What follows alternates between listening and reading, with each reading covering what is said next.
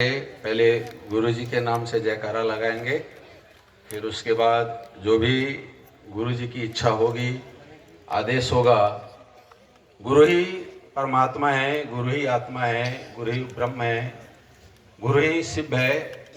सारा संसार गुरु ही है।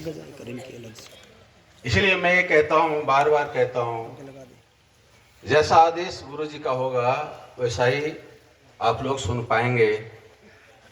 हमारे शास्त्र में, वेद में कहा है, हम जयकारा क्यों लगाते हैं? जयकारा इसलिए लगाई जाती है, हमारे अंदर दुर्भावना, दुर्विचार, नाना प्रकार के कुविचार छिपे होते हैं। इन कारणों से हम सदगुरु की बात, संतों की बात धारण करने में सक्षम नहीं हो सकते।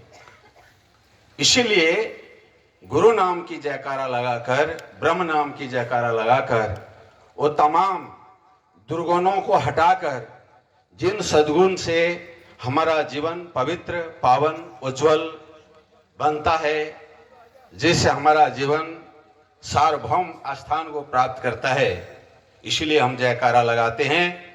तो देखिए, ये प्रांगण, ये जो धरती है, ये भी नहीं हिलनी चाहिए, आकाश में नहीं फटना चाहिए, लेकिन आवाज हमारे गुरु के चरण तक, गुरु के पास तक जरूर पहुंच जानी चाहिए। आप लोग सभी जयकारा लगाएंगे। बोले ओंकारानंद जी महाराज की, स्वामी आत्मानंद जी महाराज की। हरि ओम।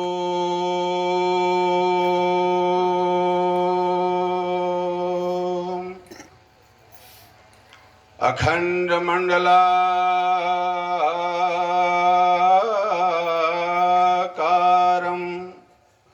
व्याप्तं येन चराचरं तत्पदं दर्शितं येन तस्मै श्री गुरुवे नमः।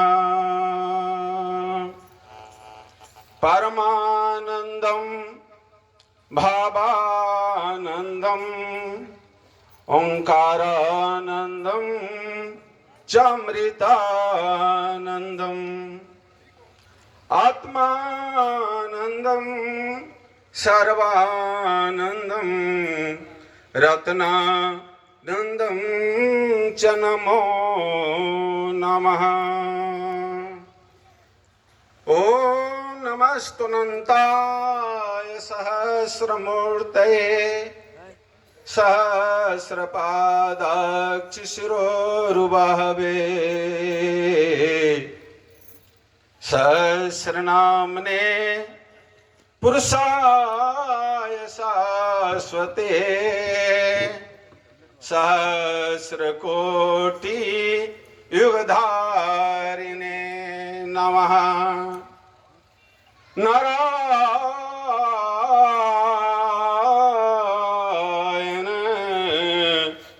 अखिल गुरु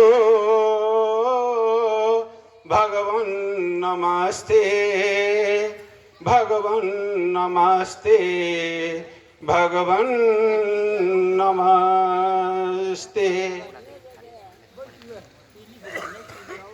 परम अर्चनीय वंदनीय प्रातः स्मरणीय सर्वोत्प्रोत ब्रह्मस्वरूप श्री सद्गुरुदेव भगवान के चरणों में अनंत कोटि बार बार ओम नमो नारायण करते हुए इस गुरु मंगल दिवस के अवसर पर बाहर से आए हुए सभी संत समाज को भी ओम नमो नमः एवं गुरु प्रांगण में विराजमान सभी भक्त समाज, जनता जनार्दन, माताओं, बहनों, बच्चों एवं नौजवानों, ओंकार विरक्त आश्रम के कार्यकारिणी सदस्य गण, नौजवान, मेरे भक्तों, सबको श्री सद्गुरुदेव भगवान के तरफ से हार्दिक अभिनंदन के साथ स्वागत करता हूं। बोलिए सद्गुरुदेव भगवान की।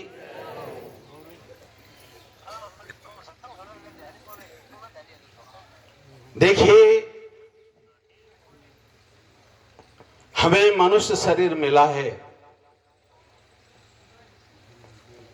मनुष्य शरीर पाकर हमें क्या करना चाहिए आप सभी जानते हैं। 84 लाख योनि में सर्वश्रेष्ठ योनि मनुष्य की बताई है।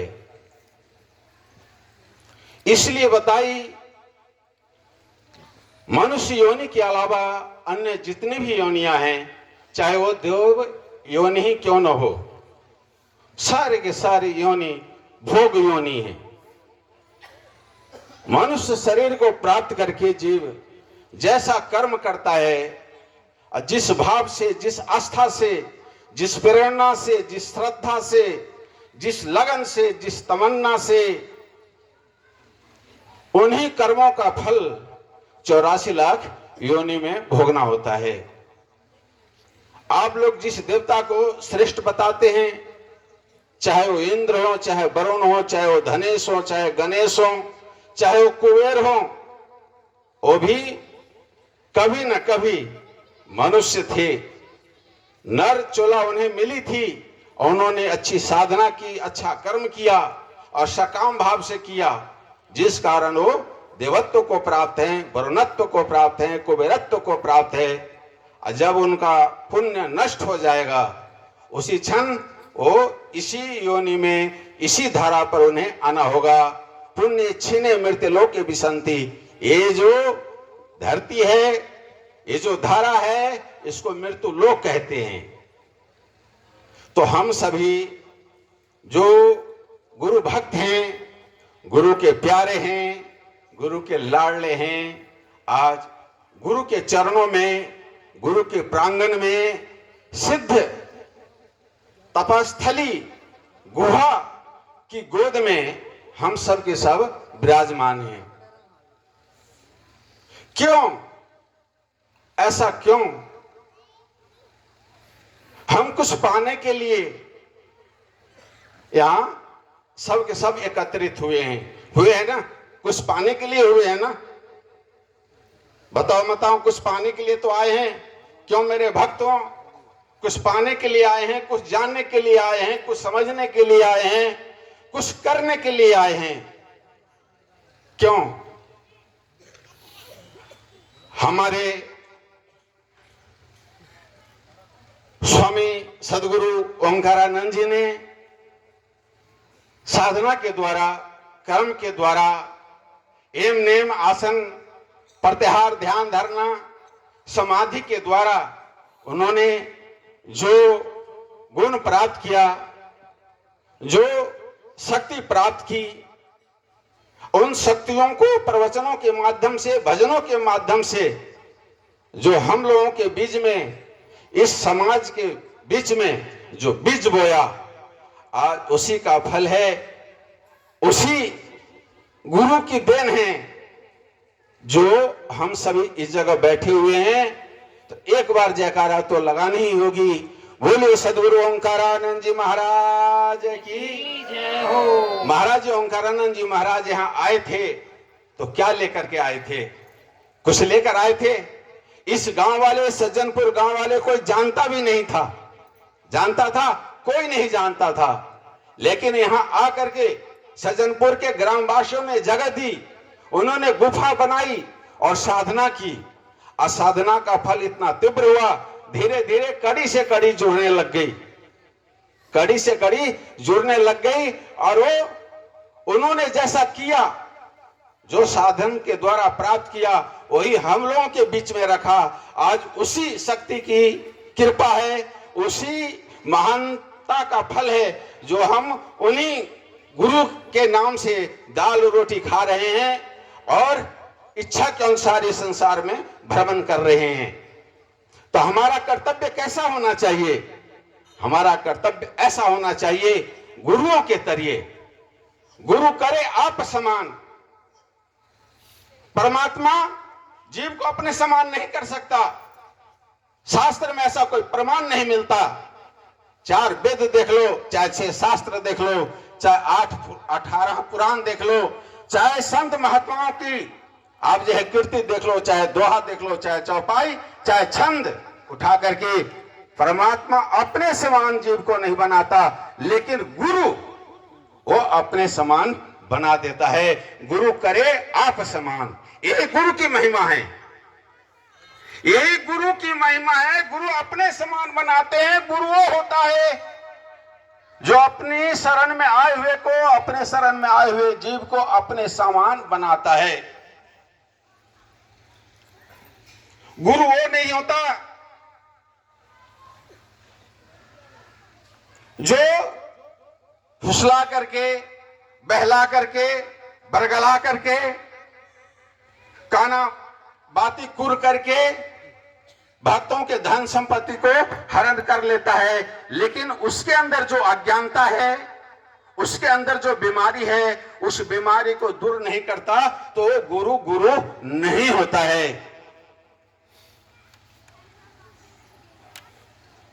आप लोग जानते हैं, काना बाती कुर तू चेला हम गुर, 1.25 रुपया धर मर चाहे तर। ये आज का सिद्धांत है, ये आज का यही सिद्धांत है।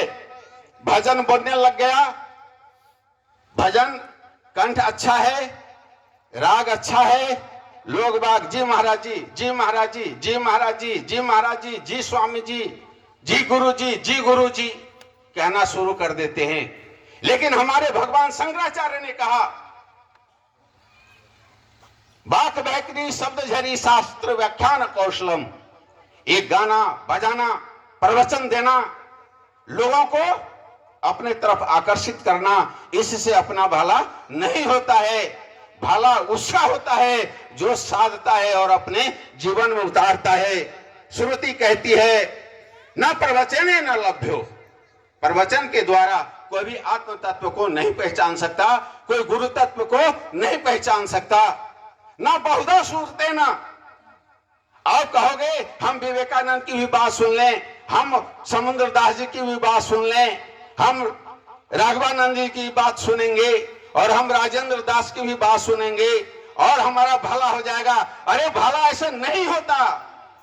आप जिससे भला चाहते हो उसके प्रति आपको विश्वास करना होगा।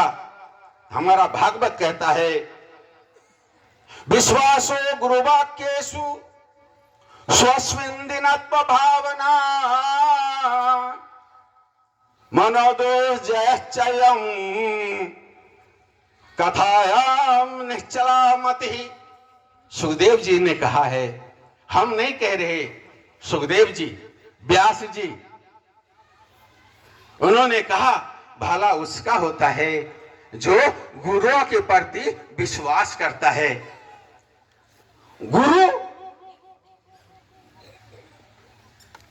गुरु के प्रति विश्वास करने वाला का ही भला होता है। गुरु कहते हैं, सच्चिदानंद स्वरूप तुम, नहीं तो मैं दुखलेश अज अविनाशी ब्रह्मचिता जिन आने ही कलेश।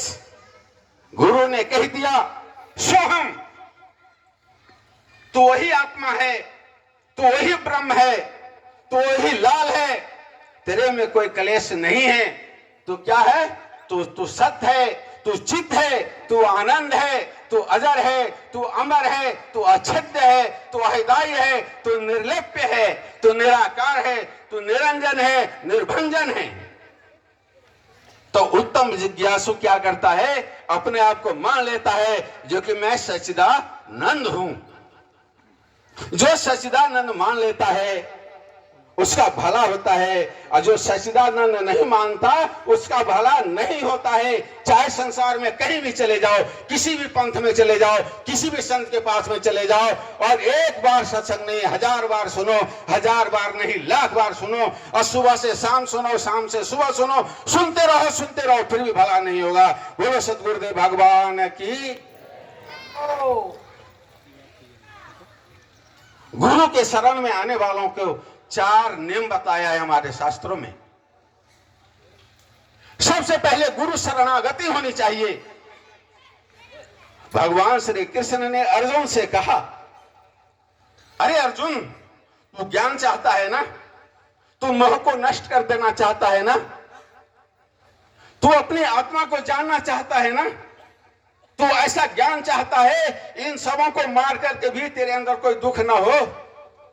यदि वो चाहता है तो मैं ही तेरा गुरु हूं, अब मेरे को गुरु के रूप में तुम्हें स्वीकार करना होगा। लेकिन कैसे? कैसे? तद विद्धि प्रणिपाते न परिपरसने न सेवाया उपदेक्षन्ति ते ज्ञानम ज्ञानिनस्तत्वदर्शिनः।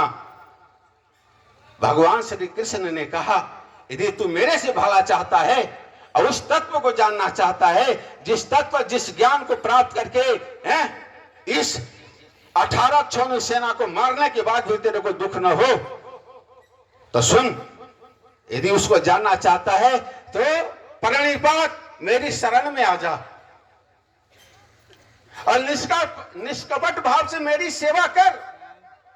और मैं जो कहता हूं उसको तू निष्कपट भाव से सुन, जैसा मैं कहता हूं वैसा ही कर। अगर मगर तगर किंतु परंतु ये कुछ भी नहीं कहेगा।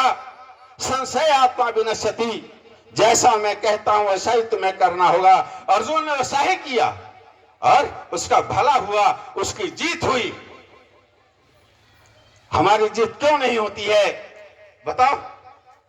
क्यों नहीं होती है? जो कि हम अगर मगर तगर में फंस जाते हैं, हम किंतु परंतु के चक्कर में फंस जाते हैं, हम गुरुओं में ही कमी निकालने लग जाते हैं, हम संतों में ही कमी निकालने लग जाते हैं। हम जिस कुआं के पानी से अपना प्यास बुझाना चाहते हैं उसी पानी में कमी निकालने लग जाते हैं। ये पानी तो खरा है, ये पानी तो भैया क्या है, मीठा है, तो ये तो कड़वाहट से भरा हुआ है, ये विषैला है, पिएंगे मर जाएंगे।